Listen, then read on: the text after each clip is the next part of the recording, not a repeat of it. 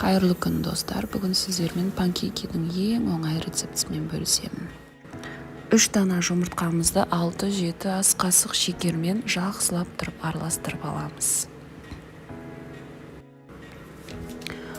Онан соң 1 стакан жылы сүт құямыз. Сүттеріңіз жоқ болса, кәдімгі суды қоссаңыздар да болады. Және де 4 ас қасық пісте майдан қосып жібересіздер. Қалауларыңыз болса, қопсытқыш қоссаңыздар болады. Мен 1 шай қасықта қопсытқыш қостым.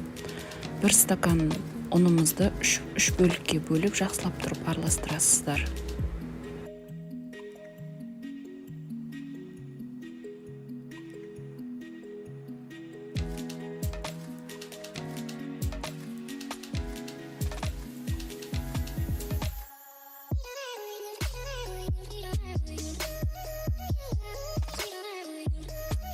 Жасалған массамыз осындай консистенцияда қоюлау болу қажет. Сыртын әрлеуге мен бананды турап қойдым осылай. Және де ішіне, панкейкидің ішіне қалауларыңыз болса, шоколад қоссаңыздар болады. Шоколад қоссаңыздар мүлдем одан сайын дәмді болады, дәмі.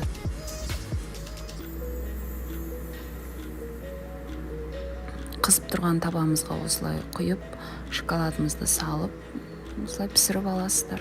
Ал ас болсын.